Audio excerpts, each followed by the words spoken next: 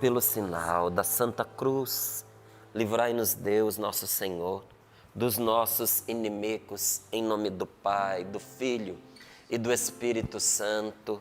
Amém. Atos dos Apóstolos, capítulo 16, versículos do 6 ao 10. Assim nos diz a palavra de Deus. Assim nos fala o Senhor nesta manhã. Assim nos conduz o Senhor Deus.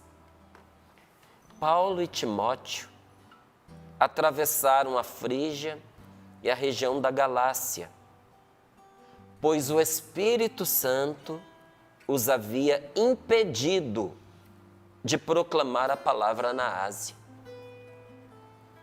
Chegando perto da Mísia, tentaram entrar na Bitínia, mas o Espírito de Jesus os impediu. Então atravessaram a Mísia e desceram para Troade. Durante a noite, Paulo teve uma visão. Na sua frente estava, de pé, um macedônio que lhe suplicava: vem para Macedônia e ajuda-nos. Depois dessa visão, procuramos partir imediatamente para Macedônia, pois estávamos convencidos de que Deus acabava de nos chamar para anunciar-lhes a boa nova. Palavra do Senhor. Graças a Deus. Graças a Deus. Paulo e Timóteo eram dois, então isso aqui não era fruto da fantasia de uma pessoa só, né? A cabeça de alguém. Sentir isso, não. Paulo e Timóteo atravessaram a Frígia e a região da Galácia. Andaram, viu, gente? Viagem longa, grande, ainda mais para os meios que se tinha naquela época. Atravessaram a Frígia e a região da Galácia, pois o Espírito os havia impedido de proclamar a palavra na Ásia. Quando que a gente ia imaginar, se não tivesse na Bíblia, que em alguma situação o Espírito Santo ia impedir que a evangelização acontecesse em algum lugar? Isso aí serve também para nós percebermos que a evangelização ela tem que acontecer sempre, mas com prudência e em comunhão com a vontade de Deus.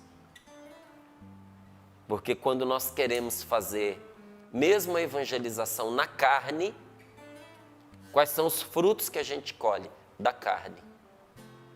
Divisão, discussão, briga, profanação do que é sagrado. Olha quantas vezes as pessoas aí nesses meios de WhatsApp, não é? Grupos fechados de conversação, começa a jogar a evangelização no meio daquele bololô ali, às vezes até de pornografias e outras coisas mais, para pessoas que vão pisar o que é santo, calcar aos pés o que é sagrado.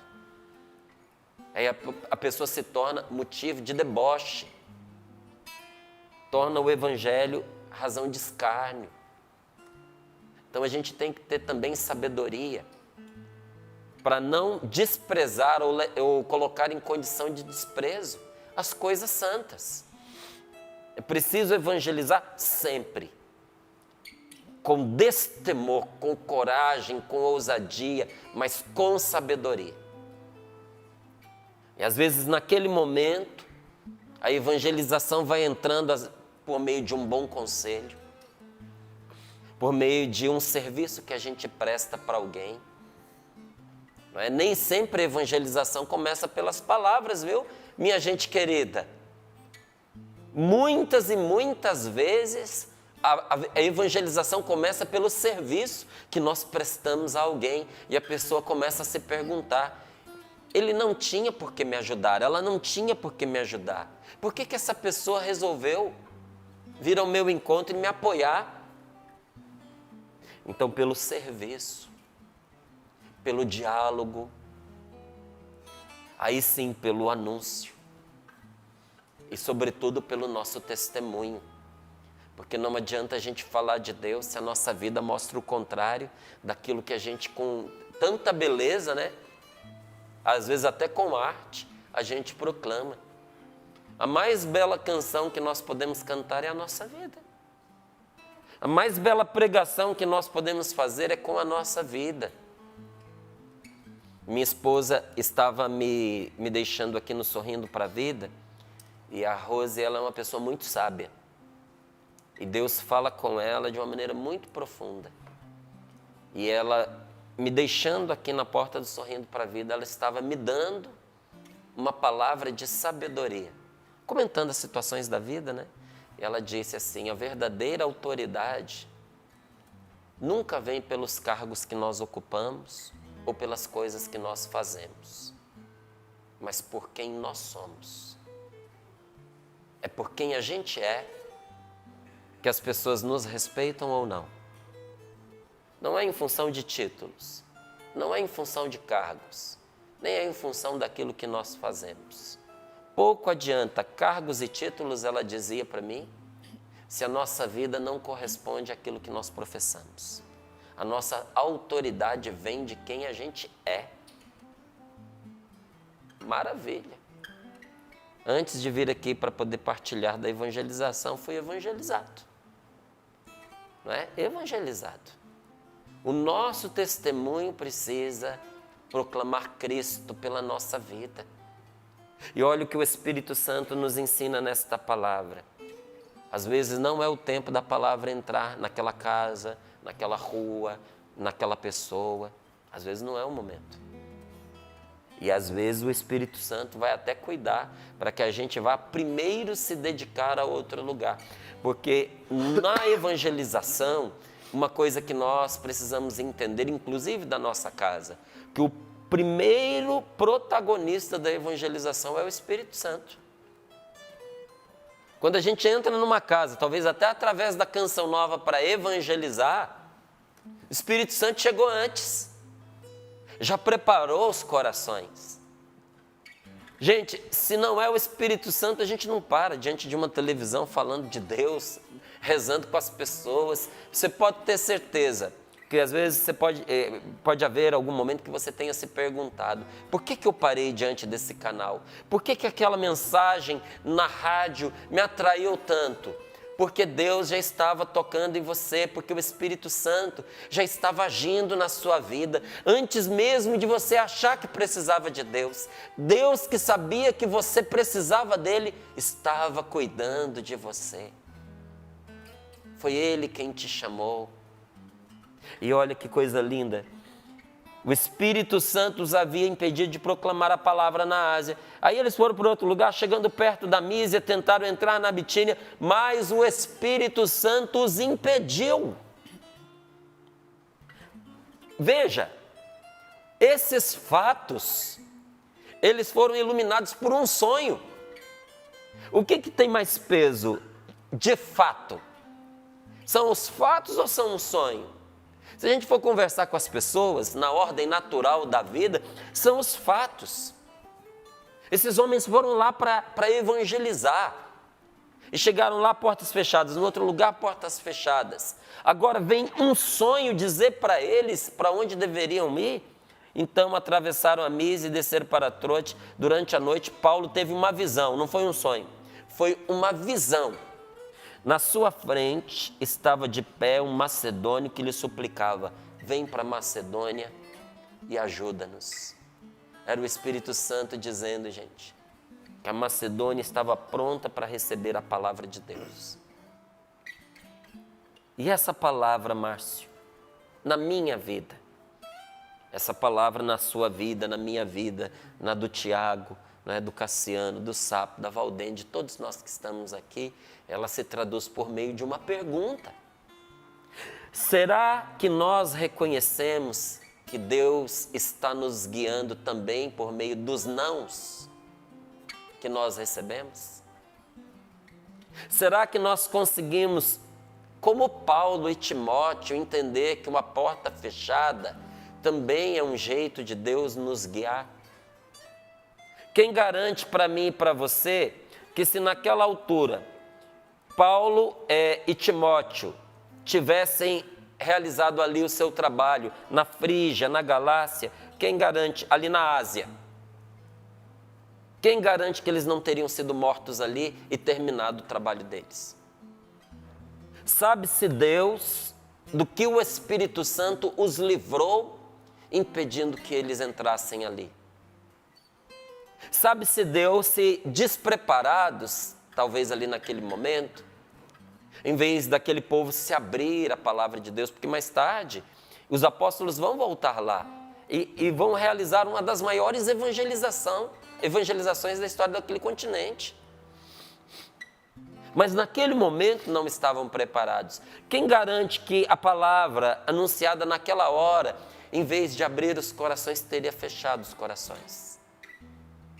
Como muita gente que diz que tomou raiva de igreja por causa de gente chata, que ficava ali em cima, ó, de forma inconveniente, incoerente, com mau testemunho, só perturbando, porque não queria levar a pessoa a uma experiência de Deus, queria angariar fiéis para a sua igreja, queria chegar lá dizendo: eu converti o Tiago, eu converti o Cassiano. Se eles experimentaram a Deus ou não, pouco importava. Importava o crédito de ter mudado uma pessoa de religião.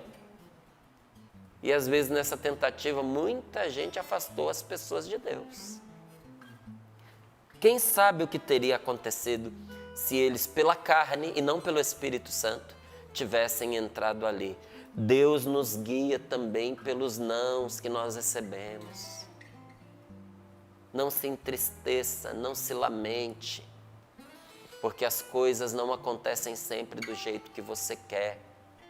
Porque, sinceramente, se tudo na minha vida tivesse acontecido do jeito que eu queria, talvez nesse momento eu estivesse morto. Talvez nesse momento eu não estivesse aqui. Talvez nesse momento eu estivesse fazendo qualquer coisa da minha vida, menos evangelizando. Talvez como testemunho que nós acabamos de escutar, eu tivesse feito pior. Tivesse enveredado pelo caminho do erro, do crime. Quem garante que não? Quem de nós está preservado de cair numa tentação dessas? Por isso eu não julgo ninguém. Não julgo uma pessoa que cometeu um erro, que cometeu um pecado. Isso é entre ela e Deus, porque só Deus sabe a fraqueza que acompanha aquela pessoa, a tentação que ela enfrentou. Não é contra pessoas que nós lutamos, gente. É contra as forças perversas deste mundo. É contra os espíritos malignos nos ares de São Paulo, que o tempo inteiro atiçam ali uma inclinação ruim que a gente já tem por causa do pecado. Então, quem garante de quantas coisas Deus preservou você e você não sabe? Um dia no céu você vai chorar de alegria, você vai chorar de amor, ao perceber o quanto Deus te ajudou, o quanto Deus te preservou, o quanto Deus te cuidou. Você que diz que Deus não te ouve, meu irmão, um dia seu coração vai se desmanchar. Ao perceber que Deus cuidou de você mais do que outros que você acha que estão cuidados, porque você precisava mais, você precisava de mais, e o Senhor ajudou você. Mas Deus nos ajuda também por meio dos nãos que nós recebemos. E que graça será quando nós entendemos isso, que graça será quando nós descobrimos que é assim que Deus nos guia. E nós não vamos querer sair da nossa casa se não for para seguir com Deus pelo caminho que Ele quiser nos levar. Vou contigo, meu Senhor, por onde o Teu Espírito Santo quiser me conduzir, mas eu só quero ir se o Senhor abrir o caminho para mim. Se o Senhor for comigo, eu vou. Se o Senhor estiver à minha frente, eu avanço. Independente de por onde nós vamos seguir, gente. Que segurança que segurança para nós, se é Deus quem está conosco, que abre a porta e que fecha a porta. Que segurança que é para mim se é o Espírito Santo que vai à minha frente, me impedindo às vezes de fechar um negócio, me desviando de travar uma relação que pode ser destrutiva na minha vida. E aqui eu não estou colocando peso na pessoa, apesar de haver pessoas que são destrutivas pelo que vivem naquele momento, mas não estou colocando peso na pessoa, mas talvez naquele momento, naquela circunstância, essa relação de você com aquela pessoa seria destrutiva para você.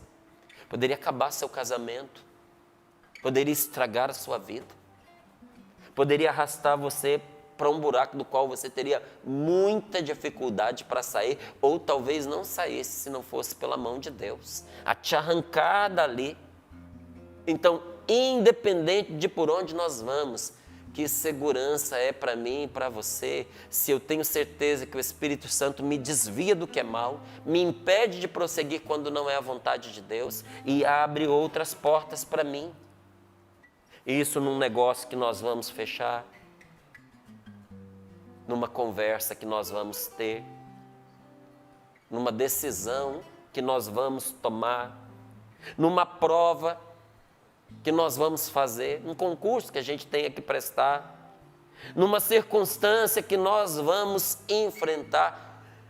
Que alegria, que segurança, que paz, que força para mim saber que Deus está comigo. Então, nós pedimos hoje ao Senhor que Ele nos guie como guiou Paulo e Timóteo nesse caminho de evangelização. Pedimos ao Senhor, Senhor, não me deixa começar algo que o Senhor não esteja à frente.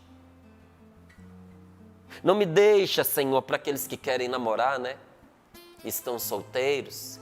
Senhor, não me deixe começar um namoro no qual o Senhor não esteja. Porque vai ser mais uma dor para minha coleção. Vai ser mais uma tristeza para eu guardar. Vai ser mais uma frustração para eu administrar. Não é que todo relacionamento no qual a gente entre, gente, precise terminar em casamento. Mas todo relacionamento que a gente entra, guiado por Deus, pode e há de ser bom. Até o namoro que termina.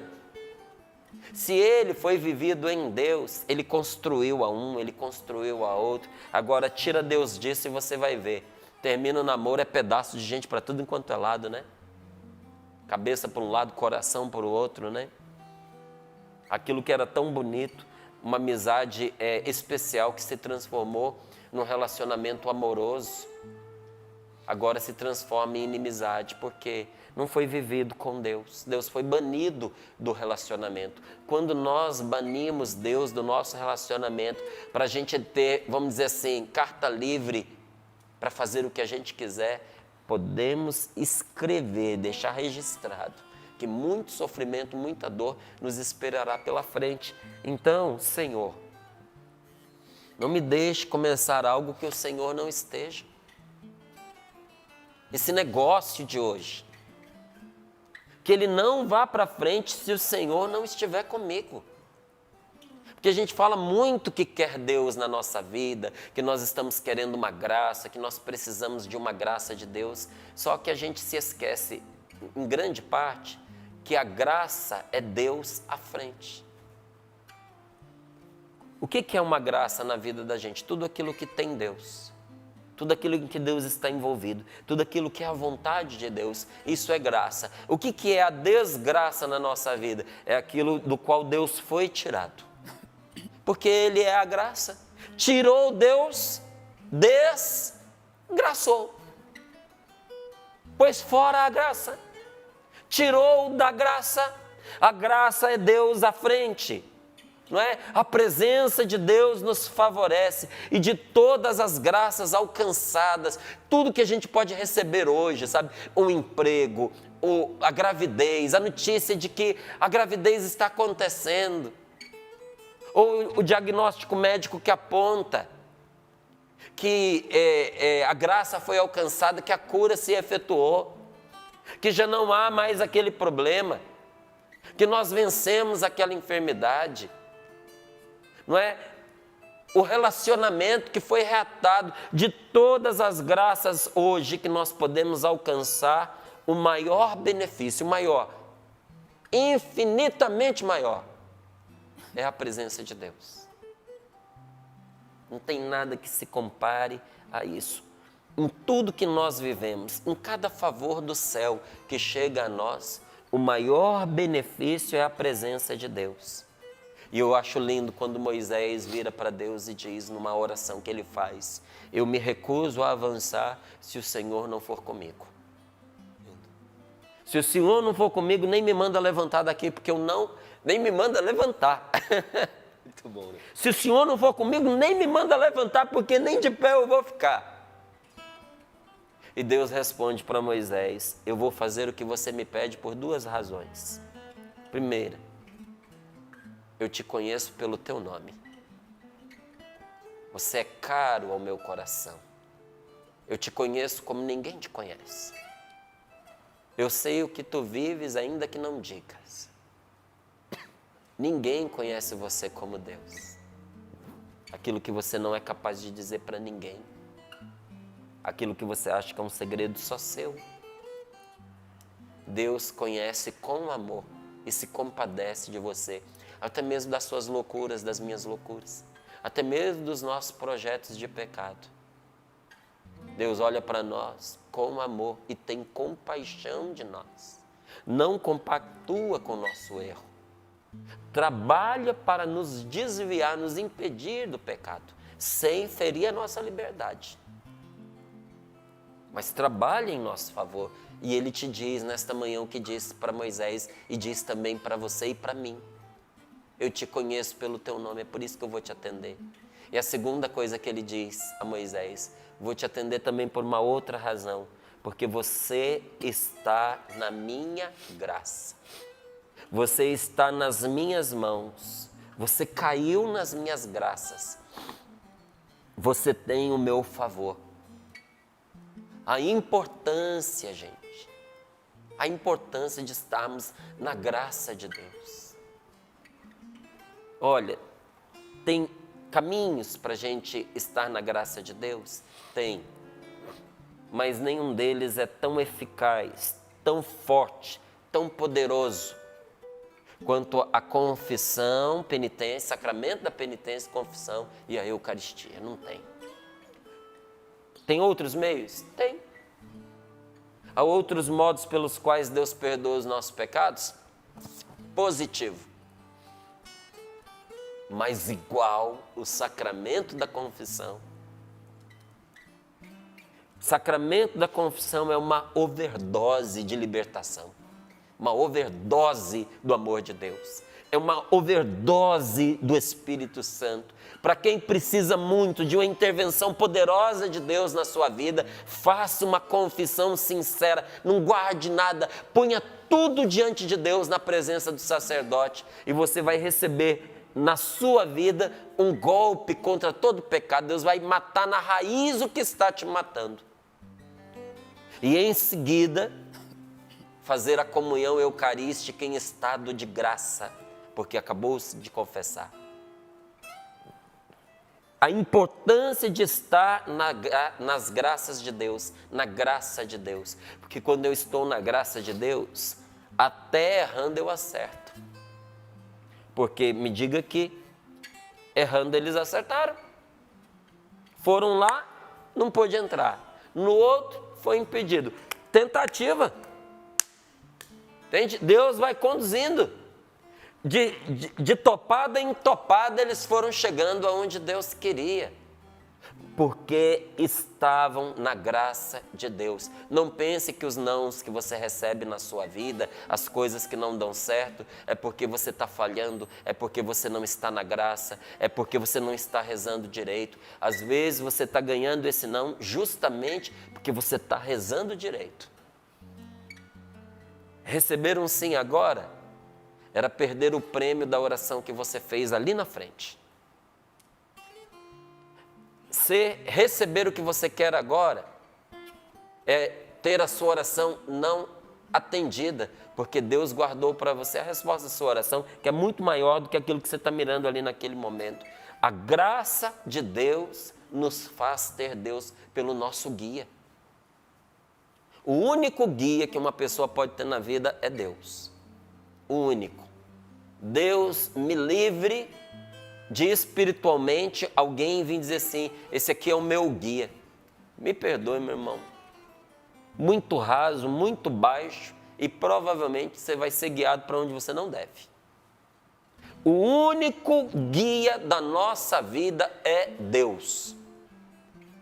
Nós temos os nossos santos que são os nossos intercessores, pessoas como nós, que viveram a vida como nós, que lutaram como nós, foram fiéis a Deus até o último momento, então entraram na graça de Deus, na glória de Deus. Por isso nós dizemos, são pessoas santas, separadas, estão na presença do Senhor hoje, de forma que o pecado não tem mais nada a ver com elas, mas não são meu guia. Nenhum santo pode ser o meu guia. O único guia da nossa vida é Deus. É Deus. O Pai, o Filho e o Espírito Santo. Fora disso, o resto é resto.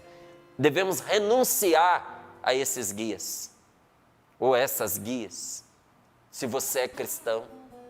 Quando eu estou em comunhão com Deus, eu não preciso de guias. O Espírito Santo é quem vai me guiar. É claro, gente, que a gente está falando disso em âmbito espiritual. Porque você chegar numa cidade que você não conhece ninguém, tem alguém ali para te apresentar a cidade e receber esse nome, não tem nada demais. Mas na condução da minha vida, no caminho que vai me levar à salvação, só Deus. Só Deus e nenhum outro. Por que nenhum outro? Porque não se precisa de nenhum outro. Só Deus nos basta. Que Deus seja o seu guia. Que Deus conduza o seu caminho. Nós ainda não passamos por este caminho que estamos passando agora, mas o Senhor Jesus já passou. Você talvez não tenha passado por um caminho, mas Jesus Cristo, nosso Salvador, já passou por este caminho. Já passou, já te ajudou. Já te ajuda, porque já passou por essa estrada. Tem coisas que você nunca experimentou na sua vida. Nunca. Mas Jesus Cristo, nosso Salvador, já trilhou essa estrada e sabe como te guiar por meio dela. Ele passou por tribulações de tirar o fôlego. Jesus passou por dificuldades que você ainda não enfrentou. Nós não palmilhamos certos caminhos, mas nosso Senhor conhece a todos esses caminhos por experiência pessoal. Ele sabe o que é ser traído. Ele sabe o que é ser caluniado. Ele sabe o que é ter sido alvo de mentira. Jesus sabe o que é ter um amigo virando as costas para ele num dos momentos mais importantes da sua vida. Jesus sabe o que é aqueles que gostavam dele fingir que não o conheciam por medo de estar envolvido com ele. Por medo. Ele sabe o que é a experiência da pobreza.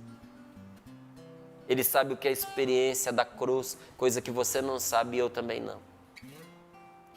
Todas essas dificuldades que você diz, Márcio, estou passando por um momento muito difícil. O Senhor Jesus passou antes de mim e de você, porque a maior dificuldade não é o que a gente vive fora. A maior dificuldade é o que a gente vive dentro. Tanto que se a gente for ver, existem torturas piores do que a cruz. Existem, não é? A cruz foi difícil, foi uma grande tortura? Sim, foi uma grande tortura, mas tem pessoas que poderiam manter a outra viva por meses para continuar torturando. Tem tortura física pior do que a cruz. Então, como se fala que Jesus desceu ao fundo do sofrimento humano? Porque chega uma hora que tem um limite para o que a gente sofre fora, mas não para o que a gente sofre dentro. Tem pessoas que passaram por dores tão grandes na sua vida que não se importariam até de serem crucificadas na sua carne se isso fosse parar a dor que elas sentem dentro. O que Jesus viveu dentro, você não tem ideia. Ele viveu um inferno dentro para que eu e você pudéssemos ser libertados. Ele sabe o que é enfrentar situações que magoam, situações que forçam a gente. Você já se sentiu forçado a situações que você não queria e você estava ali impotente, teve que seguir por aquele caminho que não havia outra possibilidade para você? Nossa, o Senhor sabe o que você está passando. Você foi magoado no mais íntimo do seu ser. Jesus sabe o que você está vivendo, porque Ele enfrentou dias turbulentos. E Ele sabe que há dias turbulentos que nós temos que atravessar. Por tudo isso, Jesus passou antes de nós. E também Ele esteve exaurido. E também Ele esteve cansado desta viagem. E também Ele, com certeza, foi tentado a desistir. Foi tentado. Você acha que aquela oração, Pai, afasta de mim esse cálice, era por quê? A tentação de desistir porque ele estava cansado demais. Nosso Senhor entende o seu cansaço. Esse sentimento que muitas vezes você tem de estar carregando uma casa, uma família nas suas costas. Não só algumas, mas todas as grandes tribulações passaram sobre ele, mas não puderam apagar o seu amor. Então ele é um guia perfeito para nós. Pelas coisas que ele padeceu, ele conhece a nossa estrutura, ele sabe que nós somos pó, ele sabe o nosso limite. Deus sabe o que é o seu limite. Então pense nisso quando você for tentado a duvidar de que Ele te ama, a duvidar de que Ele te guia com bondade. Gente, quem passou pela dor sabe o que sofre o outro que está passando. Quem teve fome não suporta ver alguém passando fome. Ele perdeu amigo, né, Márcio? Perdeu amigo. Perdeu pai. Perdeu o pai. E viu sua mãe em situação de perigo. Foi despojado de tudo que ele possuía. Morreu sem nada, até sem a roupa do corpo. Ele sabe.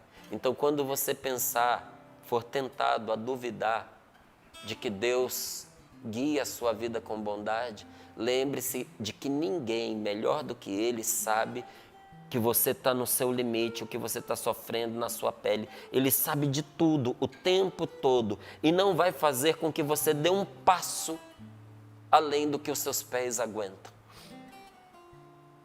Não vai forçar você 1 milímetro além do que você dá conta. Mas se você dá conta de avançar 1 milímetro, avance com Deus. Vá com Ele. O grande problema nosso é que nós queremos avançar não 1 milímetro, mas nós queremos avançar léguas e sem Deus. Vá com o Senhor e não se preocupe se você acha que você não será capaz de dar o próximo passo, pois Deus vai dar a você a força necessária para você dar esse passo. Ou então, quando Ele perceber que você não tem condições, Ele vai fazer igual Ele fez com os apóstolos. Ele vai impedir o seu avanço. Vai desviar você daquilo. Vai ordenar que você pare. Em geral,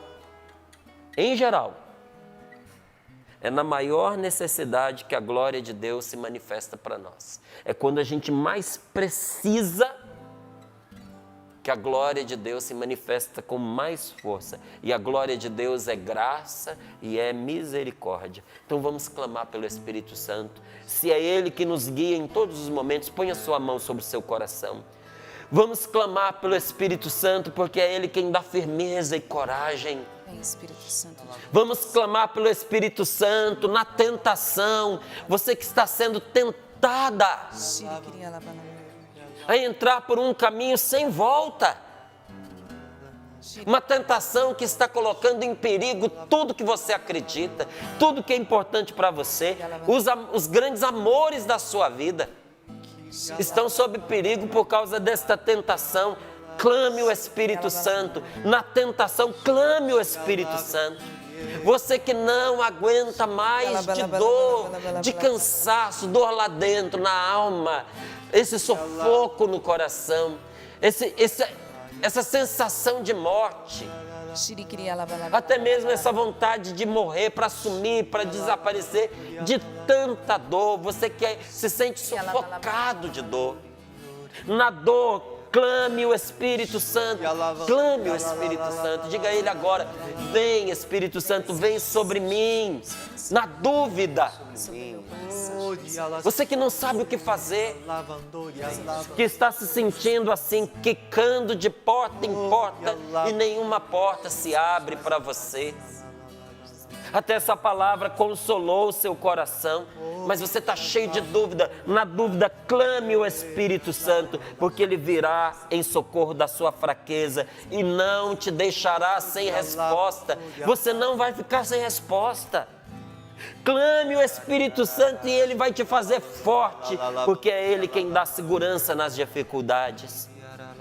Firmeza e constância na procura do bem.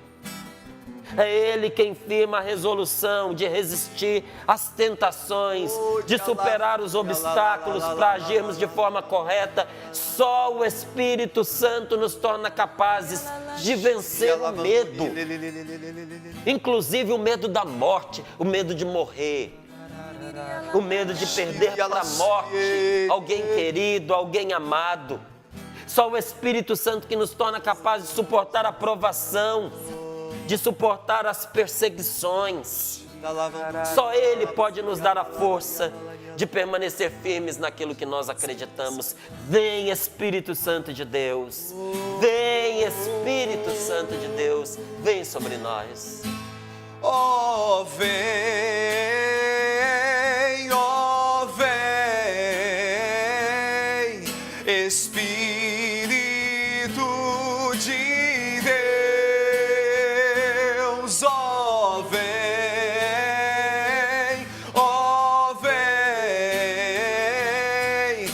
Espírito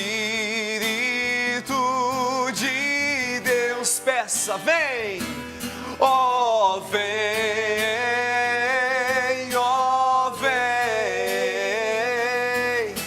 Espírito de Deus, oh, vem, oh, vem, Espírito de Deus, faz de nós templos da sua glória, ó Espírito de Deus, faz de nós templos da sua glória, ó Espírito de Deus, peça, ó, vem, ó, vem, Espírito de Deus, ó, vem, ó, vem, Espírito de Deus.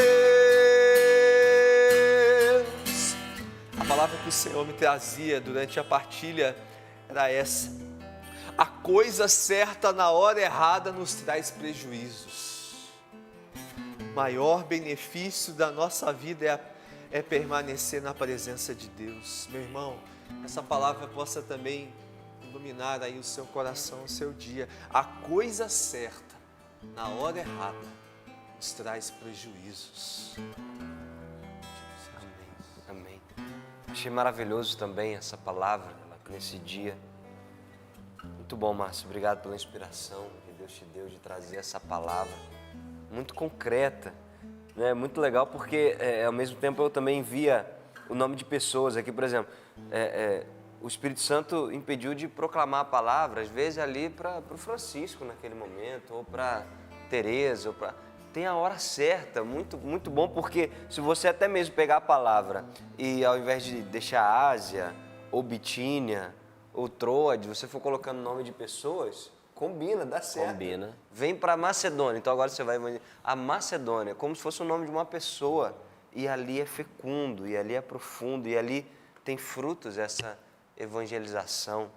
Que maravilha, que inspiração, que atual essa palavra para a gente. Maravilhosa, né? Maravilhosa, maravilhosa. Obrigado, muito bom. Me fez muito bem, anotei várias coisas aqui. É que o tempo não permite, senão a gente vira um segundo momento de partilha. Né? O Cassiano já puxou ali, por mim eu já puxaria o meu aqui e a gente ia trazendo tudo isso que foi desse momento. O que ficou mais forte para você, Tiago, desta palavra? Dessa palavra, quando você disse assim, ó, será que reconhecemos que Deus está nos conduzindo, nos salvando através dos nãos que recebemos? É isso, foi isso que aconteceu aqui. É o mais forte com para Paulo e mim Timóteo. também. A partir dos nãos que recebemos, será que a gente percebe que Deus está nos conduzindo? E a outra foi como começou o seu dia aí com a Rose, né? Eu me recordo, certa vez eu li num livro que a seguinte frase, que resume exatamente o que a Rose disse para você. Se uma rainha ou uma princesa precisa o tempo todo ficar lembrando que ela é uma, É sinal de que ela não é. É sinal de que ela nunca foi, né? Então, Verdade. é interessante. Então, a autoridade é assim, né? A autoridade de pai, de mãe, de um coordenador, de um sacerdote, se é impositiva, ela de fato não é uma autoridade constituída por Deus, ela é na força. Ela não é no espírito, né? Então, Paulo e Timóteo entenderam esse mover do espírito e foram conduzidos por ele. Que em todos os momentos nós saibamos agir assim, movidos pelo Espírito Santo. Graças a Deus. E para você, Valdênia, desta palavra, o que ficou mais forte? Para mim, o que ficou mais forte foi que nosso Senhor falou com eles em visão. Eles tinham a reta intenção. Eles estavam o tempo todo ali na presença de Deus. E mesmo eles tendenciosos ou acreditando que a escolha que eles estavam fazendo era mais adequada, Deus veio em visão. Porque às vezes, e a gente precisa ter esta sensibilidade de enxergar Deus. Porque Deus também fala ao nosso coração. E é aquilo que você falou, o nosso único guia é o nosso Senhor. Às vezes a gente delega, a gente terceiriza o caminho da nossa vida, as nossas escolhas, as nossas direções nas mãos dos outros. A gente precisa, é claro, ouvir os conselhos, perceber aquilo que Deus vai falando, mas a gente precisa ter uma união com Deus tamanha que Ele muda o rumo da nossa história, porque Paulo ali, né, teve esta visão. O Senhor falou com ele à noite em visão. Isso é sinal de um coração muito unido a Deus. Amém. Amém. Levou eles Bendito para outro seja lugar, Deus. Deus muda a direção, gente. E a gente não pode teimar, né? De um jeito ou de outro Deus fala. A gente vai no Antigo Testamento, tinha até a mula que falou com o Gideão, foi assim?